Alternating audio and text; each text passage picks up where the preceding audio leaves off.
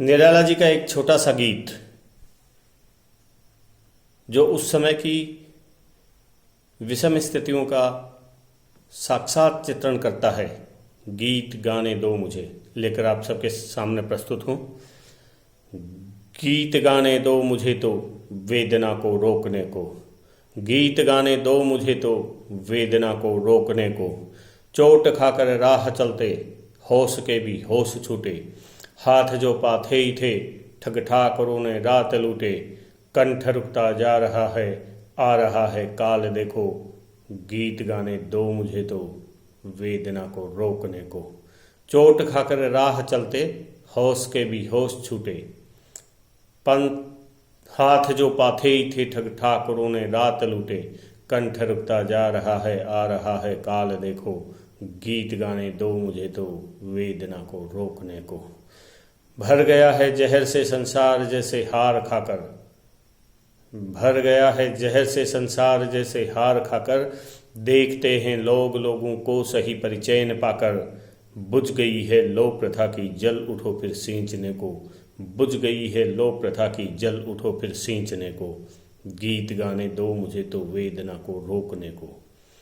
कवि कहना चाहता है कि मेरे मन में संसार की विषमताओं को देखकर बहुत पीड़ा हो रही है, बहुत वेदना हो रही है। मैं मेरी व्यथा को मेरी कविता के माध्यम से, मेरे गीत के माध्यम से व्यक्त करना चाहता हूँ। कवि कहता है कि सामाजिक विषमता, देशव्यापी विषमता या विश्वव्यापी विषमता को मैं अपने गीतों, अपनी कविता के माध्यम से व्यक्त करता हूँ। कवि का यह कर्म भी है कि वो समाज में जो कुछ भी विषमताएं हैं, जो कुछ भी कटुताएं हैं, जो कुछ भी असमानताएं हैं, उन सबको व्यक्त करे और उस व्यक्त करने के पीछे उसका आशय, उसका तात्पर्य उन विषमताओं को दूर करना ही होता है। तो एक वैश्विक अवदान, एक विश्व हित लेकर कवि इस गीत की रचना कर रहे हैं। कहते हैं, चोट खाकर राह चलते होश के भी होश छूटे। इस जीवन यात्रा में इतनी चोटें, इतने कष्ट, इतनी पीड़ाएं हैं। आज के समाज में, आज के समाज की इस जीवन यात्रा में इतने कष्ट हैं, इतनी पीड़ाएं हैं, इतनी चोट हैं, ऐसे ऐसे प्रहार हो रहे हैं कि होश वालों के भी होश उड़ रहे हैं। अर्थात जो अपने आप को समृद्ध, शक्तिशाली, शक्तिमान और होशियार, चालाक समझते हैं, उनके भी होश उड़ रहे हैं। अर्थात वो भी घबरा रहे हैं। कहना कवि ये चाहते हैं कि यह जीवन यात्रा बड़ी कठिन हो रही है। सामाजिक विषमताएं इस चरम सीमा पर व्याप्त है कि प्रत्येक व्यक्ति का, अर्थात समृद्ध, शक्तिशाली और होशियार, चतुर लोगों का भी जीवन कष्ट में बन रहा है। हाथ जो पाथे ही थे ठग ठाकरों ने रात लूटे। ठग ठाकरों से अर्थ है आज की पूंजीवादी शक्तियाँ। पूंजीवादी शक्तियाँ हमारे पास जो कुछ संचित है, उस संचित को भी किसी न किसी तरह से, किसी न किसी तरह के छल से लूटती जा रही है।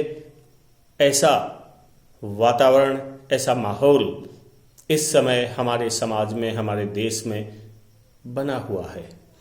कंठ रुकता जा रहा है आ रहा है काल देखो। विषमताएं इतनी बढ़ती जा रही हैं कि अब जीवन चलाना मुश्किल हो गया है, नामुमकिन सा हो गया है।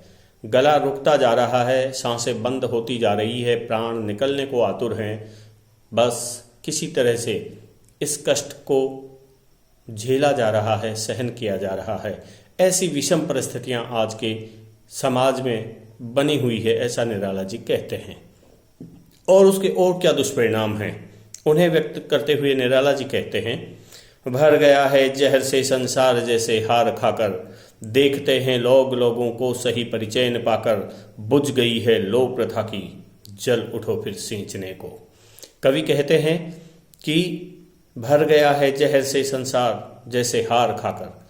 इस संसार के लोग, इस संसार में जीवन जी रहे प्राणी इस समय के सामाजिक लोग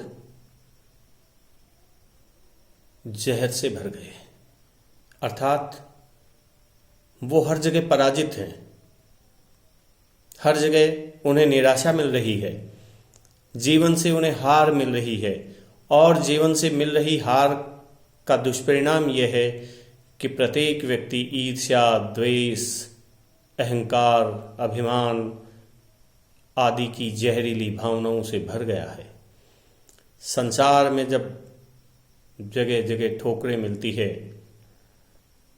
तो स्वाभाविक है कि ईर्ष्या, द्वेष जैसी भावनाएं पनपती है। तो कवि कहना चाहते हैं कि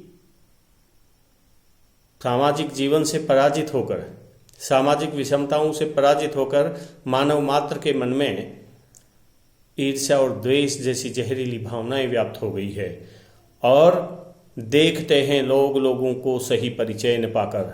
आज स्थिति ऐसी बन गई है कि हम एक दूसरे को जानते हुए भी अनजान से बनने का प्रयास करते हैं, अर्थात कोई किसी के ऊपर विश्वास नहीं कर रहा है। अविश्वास की स्थिति पैदा हो गई है और ये अविश्वास की स्थिति मानव जीवन के लिए, मानवता के लिए बड़ी नुकसानदायक है, अहितकारी है। मानव जीवन के लिए बड़ी भयानक स्थिति आ गई है ये कि लोग एक दूसरे के प्रति ईर्ष्या और द्वेष के भावों से भर गए हैं और एक दूसरे को पहचान नहीं पा रहे हैं, अर्थात एक दूसरे पर विश्वास नहीं कर पा रहे हैं। अविश्वास का वातावरण मानव जीवन के लिए अहितकारी सिद्ध हो रहा है।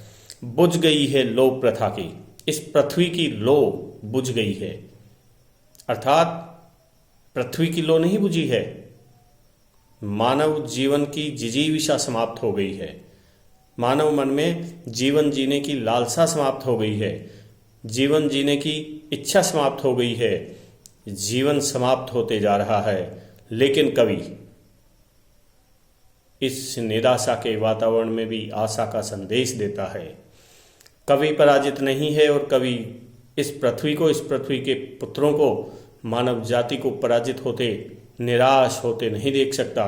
तो कवि कहते हैं कि जल उठो फिर सींचने को, अर्थात तुम लोगों को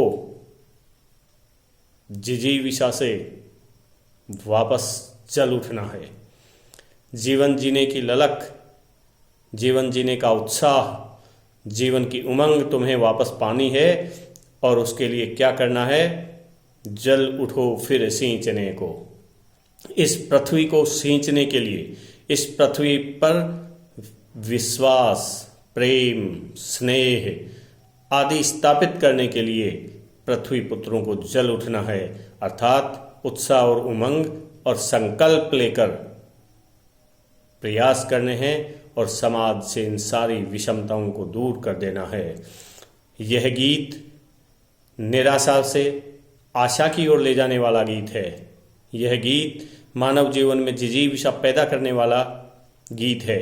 इस गीत का लक्ष्य, इस गीत का आशय, इस गीत का केंद्रीय भाव निराशा में आशा पैदा करना है। आशावादिता का ये गीत, जिस पूरे गीत में निराशा है। ऐसी स्थिति आ गई है कि प्रथा की लो समाप्त हो गई है, लेकिन वहां भी कवि का उद्देश्य व्यक्त करता है, वो मानव जीवन में एक लो वापस पैदा करने का प्रयास करता है, निराशा में आशा पैदा करने का प्रयास करता है। ये गीत है गीत गाने दो मुझे तो।